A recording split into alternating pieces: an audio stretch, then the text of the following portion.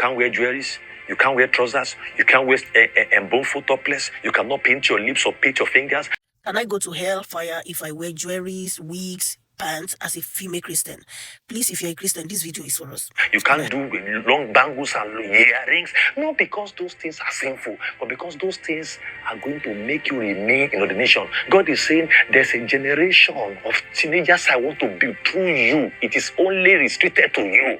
I want them to really visit the patriarchs. I want them to visit the ancient landmark. And because I want them to have an image in the generation, I don't want the particles and the picture of the ancient Christianity to wipe out on this Gen Z. And God says, I'm sending you to change the narration. But to do that, this is not sinful, but you won't do it. There are many believers who are not sinners, but are not consecrated. And the truth of the matter is this: every ordination has a consecration. And if you do not know the consecration of your ordination and walk in it, you will still fail in life and destiny. As we are seated here, we all have our different consecrations. This is getting deeper, sir. My understanding about consecration was just read and doing away with sin. One of the characteristics of consecration is that you cannot say yes to all good things. When you begin to rise in ordination with God, there are some constraints that God put on your life to make you succeed in ordination. If you are Samson, don't cut your hair. Don't visit the barber. You need long hairs to remain in ordination. Others can cut theirs. It's not a sin for them, but you must not do it to remain in ordination. After now, I'm going to show you an example to explain this area of consecration well. Wow. Sir, I am seeing consecration in a new light. I don't know my consecration aside living a life of purity. There is something we call believers' generic consecration. And that is all men must be saved and come to the knowledge of the truth. And that's purity is a major point under the generic-based consecration. So everyone must be pure, and that's unnegotiable. This one is general for all Christians. Purity is a must. And in Hebrews 12:1, he said, let's lay aside two things. He said, first, every sin and every weight. That is, when you say, I'm not a sinner, I've laid aside all sin, you are correct and you are right. We thank God for your life. What about the weight? There are two things to lay aside: the weight and the sin. Many believers have been able to lay sin down. They have passed the test of purity, but they've not been able to lay weight down. You lay down sin alone, you are not consecrated. You must lay down weight. And this weight may not necessarily be sinful. No. It's that God intentionally put those things in you to make you to remain. For God can be calling somebody to say, okay, I'm sending you as a sexual purity ambassador. I'm sending you to the teenagers to mentor them how to live and be sexually pure. And indeed, that's the ordination of whoever the person has called. And God will now tell you, because of that, you can't wear jewelries, you can't wear trousers, you can't wear bone topless, you cannot paint your lips or paint your fingers, you can't do long bangles and earrings. Not because those things are sinful, but because those things are going to make you remain in ordination. God is saying there's a generation of teenagers I want to build through you. It is only restricted to you. I want them to really visit the patriarchs. I want them to visit the ancient landmark. And because I want them to have an image in the generation, I don't want the particles and the picture of the ancient Christianity to wipe out on this Gen Z. And God says, I'm sending you to change the narration. But to do that, this is not sinful, but you won't do it. So when you find yourself struggling with that instruction, when you find yourself telling yourself, it's not a sin, it's not a sin, my pastor does it, everyone does it, it's not a sin, you are not ready to walk in ordination. Because those things are the things you must lay away. They are weights. You must drop them down for ordination. That's why a Christian and you're not a sinner is not the point. But to succeed in ordination, find out what are the other instructions that keep you in ordination. Jesus. Jesus. Holy Spirit, help me. And this EU is so serious in the heart of God. that God can be so meticulous about your life that He can even restrain you to have some number of children. He can tell you, for this your ordination, I'm not seeing you having 4 children. I'm only seeing you having 2. The moment you say, why will I have 2? I'm a millionaire, I'm a billionaire. Why will I have 2? No, I must have one. The moment you have the 3rd one, that person will come and ruin your ordination. That child will ruin you because the ordination and your consecration have told you that this is the number of children you must have. For instance, you can be a financial apostle. And God tells you, as who is sent to the nations to finance big kingdom assignments, you will not pay tithe. You will pay tithe times 3. While others are paying 10%, you will pay 30%. So if you are still struggling with tithe is not for Christian, tithe is Old Testament, as a financial apostle, you won't walk in the ordination of that office. Why? Because you are not obeying the consecration of paying that tithe. And when God says pay times 3 of that tithe, He is doing something to you. He's doing, what can you lay down? Sir, you are actually referring to me, sir. I have been trying to pay multiple tithes. I have been trying to empty my accounts, but I've been struggling with this. And I know I'm called to be a kingdom financier. Those instructions and consecrations are pathways to you fulfilling your ordination in life. When God begins to touch some things in your life, it's because He knows you are attached to those things. When He begins to touch, don't do this, stop this one, it's because He knows there's an attachment to it. And if you are not ready to lay them down as weight, you will not succeed in ordination. What can you lay down to fulfill purpose? It's beyond leaving sin or laying aside sin. There are things to lay down. What can you lay down? Spiritual men who have journeyed in this realm, you understand what I'm saying. When we ask you as a believer and we ask you and say, what are the consecration aligned to you? If you say you don't have any, no, you are not consecrated yet. We thank you are a believer, you are not consecrated yet. God, help me. Help me. Jesus. Help me. I am still so much far from these spiritual works. When God is making a demand on your life, then something is doing to your heart. Sometimes He can tell you an instruction and tell you, you must fast 15 days every month or pray 2 hours every night. It's not a sin not to do it. But if you do not allow it to it, you will not grow in ordination. These are things you must do. Sir, I said I will ask you, are the children your ordination? Sit.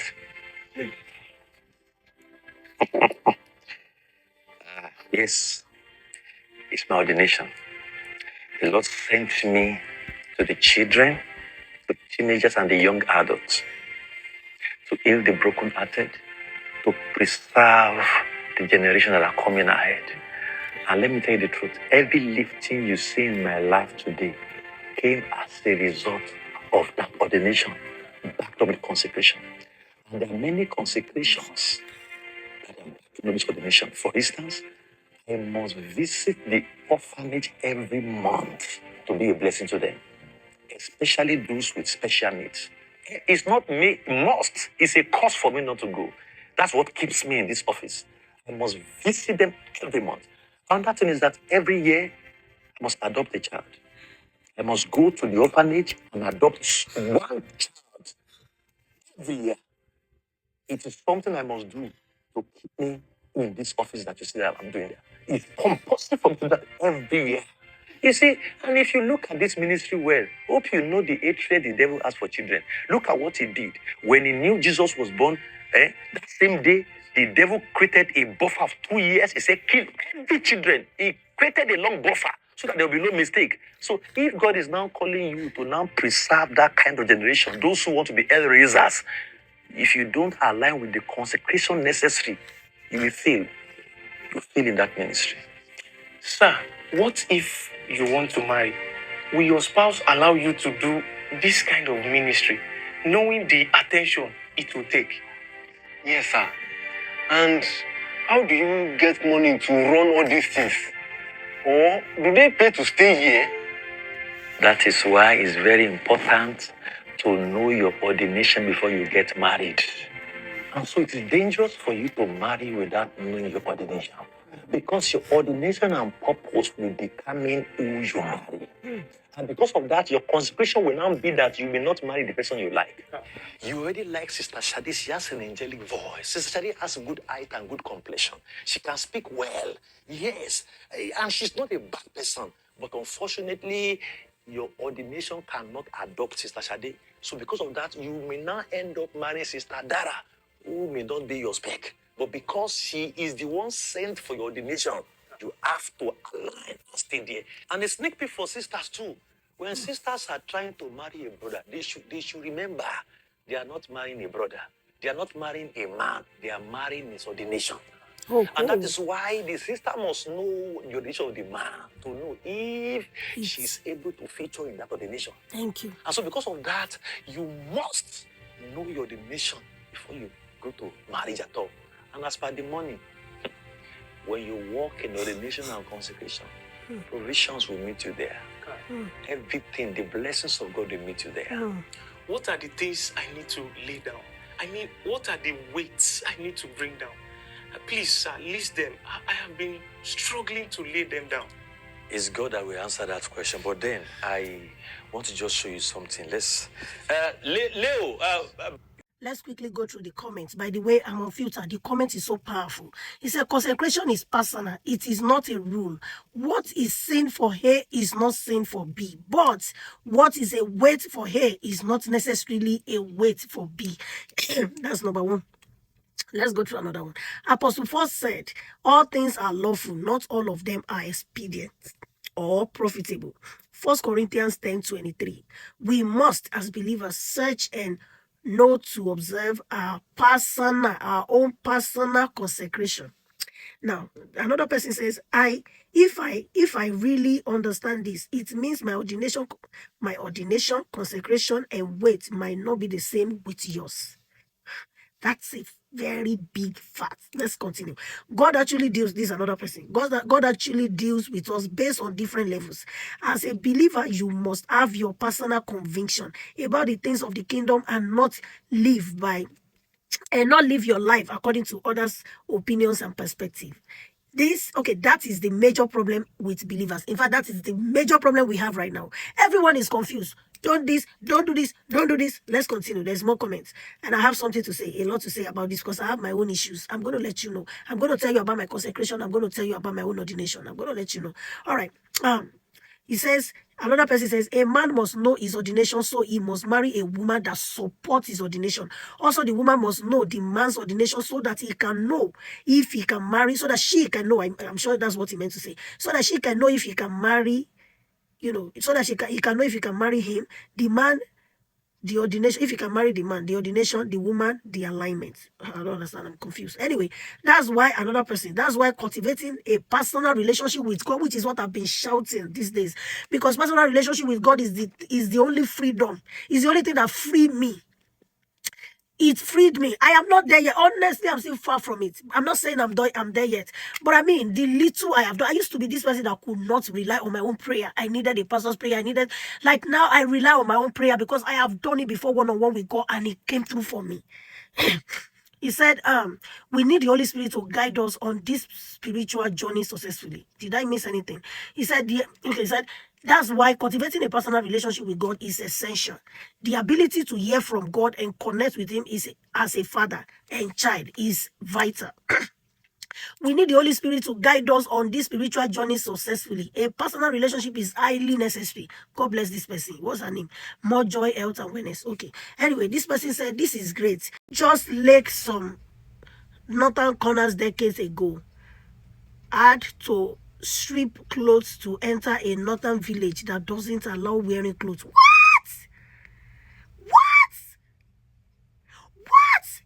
You have to strip your clothes to enter a village that does not wear clothes? I would rather not go to that village, not by force. He said they had to do that to preach to them. Jesus, what a huge sacrifice. I have to go naked to go and preach. My goodness. My Jesus. He said, but God got the village. Wow. So this person actually stripped naked to go into that village just to go preach. This group of Christians. This is too much. It's too much. It's too much. I need this comment. Kemi Sola Davidson. I need to talk about that comment. He said, thank you, sir. That is what I'm explaining to my son this afternoon. There are some things I can't do or wear. Not because it is a sin, but because spirit will not allow me. My spirit will not allow me. When you accept Christ, Holy Spirit will perfect the rest. The rest. You see me? People, I think somebody had challenged me, or people challenged me before that. What's the point? You're wearing a wig. Why not jewelry? Because I have been warned in my dreams. And I cannot dare. Even though I desire to. I'm sorry, I cannot. This one said, sin is sin for all, but weight may differ. Hey, this person is making too much sense. Consecration isn't about sin, but God's personal dealings. Oh yeah, give it to me like that. So consecration is personal and never general standards for all. Okay? Another person. That every Christian is engaging in a particular thing doesn't make it worthwhile. It doesn't even make it right at all. Identify if it's God's will for you to do it. Having a personal relationship with Christ is ultimate and vital because He deals with us individually and not collectively. Who is feeling me? You feeling me? I said all of these things this week. Okay, today is Monday. Just last week, I said it. I said everything here. Most of the things here, I've said it here. If you're following me, I've been saying all this. Identifying our calling and staying true to it is key to fulfilling our purpose in God's vineyard. Because some are doing other people's tasks. Washire, thank you. With the mindset that they are working in the vineyard. Oh, who is this person? Joseph Queen R. God bless you. Now, this person said, this is sound teaching. I'm working on my personal consecration and I realize it's something special for your own special call and fulfillment of it. And it's not something to use as a yardstick for other people, for others, neither judging others. Where is it? Neither judging others by it. And also, it's tough because mine right now is touching on something I love so much, but the Lord says, give it up. Oh my gosh. I know it's not a sin. Even though I know it's not a sin, I pray for grace for us all. You see that? Did you see that? One of the characteristics, someone else, one of the characteristics of ordination is that you cannot say yes to every good thing. Kai, that struck me. Yeah, me too. It's one of the summary. Now let me check another comment. Come on. Let's check another comment. This said, this is deep. I have read Hebrews 12:1 for countless times and never saw the part of weight like it is being explained in this message. What a blessing. Every believer is ordained for something, but because we are comfortable with our weight, we easily forfeit the glory of ordination. Help us, Lord. Amen. So true. But not putting on jewelry and the likes has been portrayed as consecration for everyone, which to some is even a doctrinal issues. You see, for me, the Lord has said don't use it. Nobody talked to me. It was a dream and it was like a drama. I was in the dream and I was in a queue. We were like it was like an adult education, and I was in a line. We were in a line. We were many, and then this person, it was like a principal, and then he came along and saw me, like he was holding cane and folding his hands behind his back, and then he walked by my side, and then he saw me, and then he reacted this way, and then he put his finger around my choker and pull. When he pulled. And then he said, haven't I warned you never to wear this again? My God. And I was shivering. The next thing he said, they should give him the cane. And then they handed over to him a horse whip. And this man flung it like this. And the thing was making and it was about to land on me. Like, I was giving up already. I was dying. I was dying before the death. Like I was dying already. And then it was so embarrassing to me, like, because we were like adult. It was like an adult school, and we were all saying yes, ma'am, yes, sir to each other. And I was in my mind, I'm like, if this thing should land on me, I'm gonna cry like a baby. So how are all these people gonna take me today? But thank God. Thank God. Now that was how. And then somebody spoke on my behalf and said, oh, please, sir, she wasn't here. She was not here when you gave the instruction. She was not here when you gave the instruction. I bet that was what saved me. My dear, that was how God saved me. That was how I woke up to realize it was a dream. I was thankful because I was like, what? It was so real. Now, let me remind you in case you don't know. The reason I had that dream was because I was already contemplating on putting on jewelries. Jewelries were coming in as gift for me. Like, I was already tempted. I was already, in fact, I already concluded in my heart that since God had allowed me to wear pants, I should go ahead and start wearing the jewelries. That was when the dream came. And ever since then, I hands off. And I told God, me, I know I will not try. I will not try. Okay, so this is someone else too. He says, see, I watch a movie like I was in a Bible study class with my notebook and pen. Did you see that? I was watching and I had my notebook and my pen. Now, this is a brand new notebook and see what I've jotted. I jotted a lot just because of this video. And then he said, another person said, excuse me, if I ask God the question the brother asked at the end, would God really answer? Of course, God will answer us. Somebody else said, some things are not sinful but cannot do, well, you can't do it. Yeah, you cannot do it. Okay, let's see, is there any other comment? Yes, drama is for the mixed audience, but on the judgment day we will all appear and give account. Trousers, makeups and wigs is what we see on the screen. What are we saying now? The life of a true believer must be pure, both inward and outward. Even in the normal life, we must dive more and ask God for his help. Thank you. All right. The ordination as a consecration. Every ordination as a consecration. That's another comment. Then another one says, if God said you should not put on earrings and trousers and so on, according to you, is not sin. Why then is God asking for your consecration and removing your earrings? Is the will of God for everyone to get to the level of consecration. God is not calling some of the consecration. God is not calling some to consecration and some to lifeless consecration. He said, be ye holy, for the Lord is holy. Anyway, another one says, wow, now I understand why I have rebuke of wearing trousers. Sir, does it mean that it's only men that has the ordination? Because you said as a lady, you need to know the ordination of your spouse to know if you can fit in. Yes, you men, you have to know the ordination. Even the woman who has the ordination. That's why he said in his word that even you as a lady must know your ordination, and you must know the ordination of the man too. But the thing is, you have to submit to your man's ordination. So which means you have to work together with his ordination. You must be ready to help him. Like both of you will work as a team. So I think it's best that even a woman knows his ordination, and then you see if that brother's ordination matches together with yours. So, sir, why are we not seeing consecration in our Christian dramas on our screens? It's a very big challenge each time I watch them. What do you mean? Of course we see them. If some of them wear pants, some of them go natural. It all depends on how God is using them. When you are already married, how do you know your ordination? Sometimes it's got to be messing after death. You're already married, there's nothing you can do about it.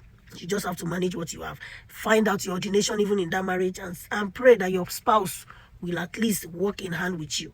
Now, this is where the comments that I feel, I know there are thousands of comments. In fact, a lot of people commented on that page, and I'm going to put the this is a movie, by the way, and you can go ahead and watch it on YouTube. I have put the title right here in my comment section. I have dropped the title right here in my comment section.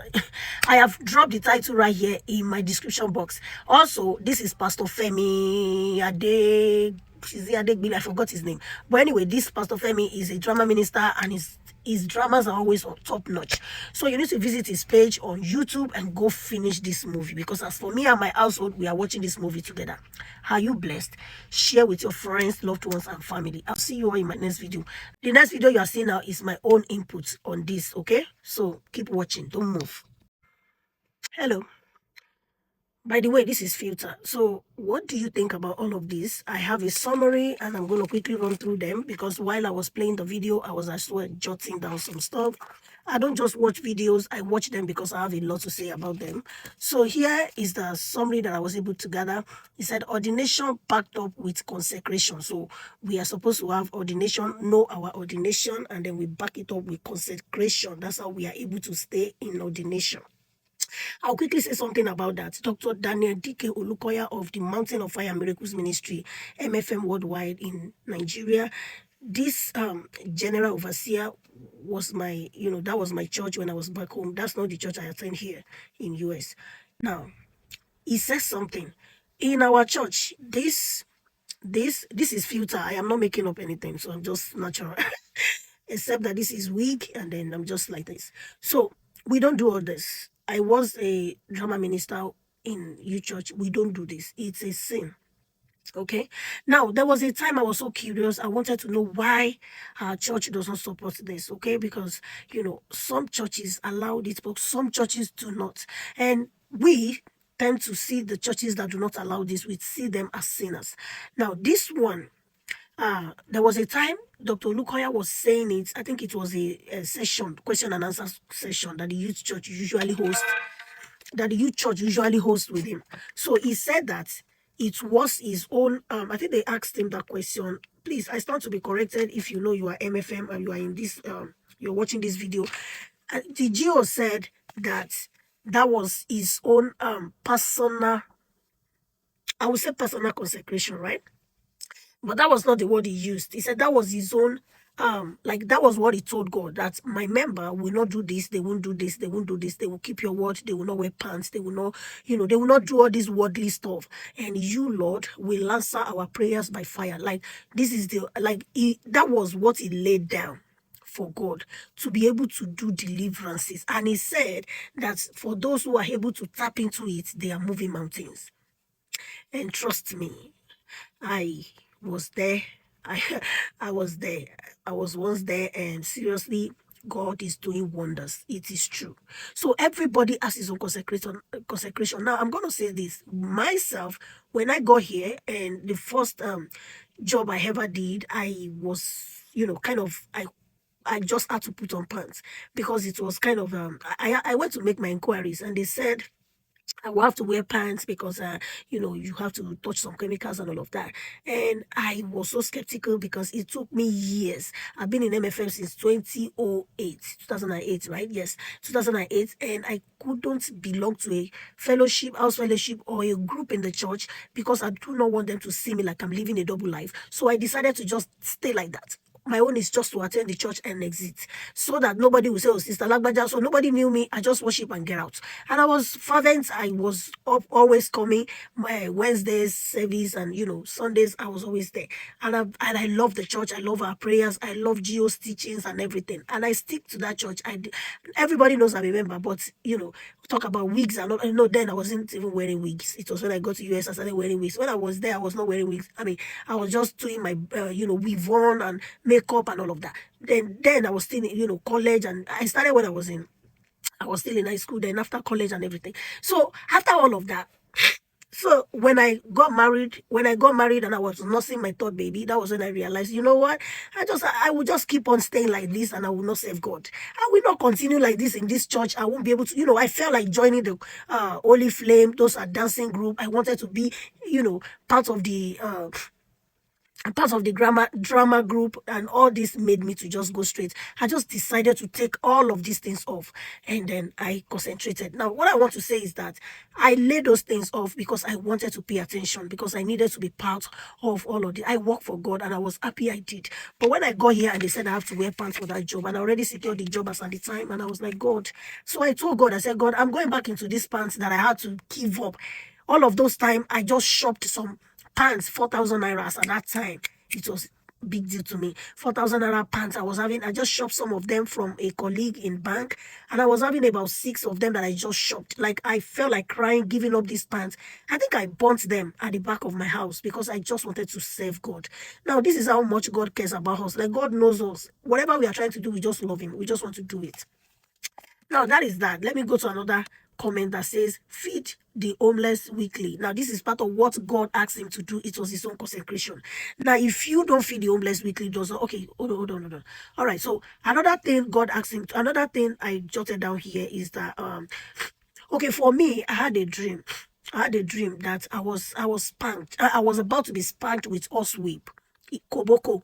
We call it koboko in Nigeria, or sweep. I was about to be whooped, not even spanked. I was about to be whooped in my dream just because I was wearing a choker chain. And guess what? When we talk about chain, when I was still wearing jewelries, choker was always my number one to go. So choker chain, and this is the reason why no matter how many wigs I wear, you will not see me on jewelries. Why? Because then I was praying that God, please, what do I do that I'm already wearing pants? Father, please help me that whenever you want me to drop, I will drop it. I have not even heard this message then. So I decided to, keep praying like that. And that was when I had that revelation. So that means God probably allowed me to wear pants because I didn't see anything against the pants in my dream. But I dreamt about, because, okay, just at the time I was planning to start wearing jewelries, I had that dream. And then I said, no, I will never do that. I have been tempted by jewelry several times. People have given me gifts.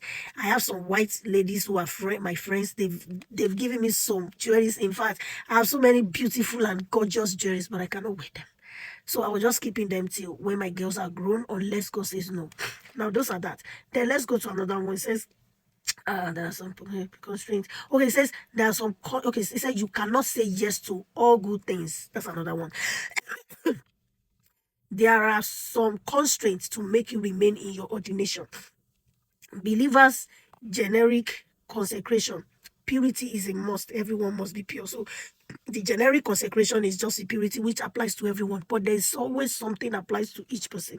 It's a believe you might have laid aside the sin, but not the weight. So the weight is that ability to give up something for God. So what can you give up for God? What can you give up for God? There are things that God has told me. I thought my mind told me, and I'm unable to keep to them, and I'm suffering so hard over that thing. And now, because of this message, the Lord has opened my understanding. I have now realized, and it's going to be hard. Some people that I know of a man who does not go nowhere on his birthday. He stays home to worship God on his birthday. He does not go out. He does not party. He does not. In the night, then he fasts. He fasts all day.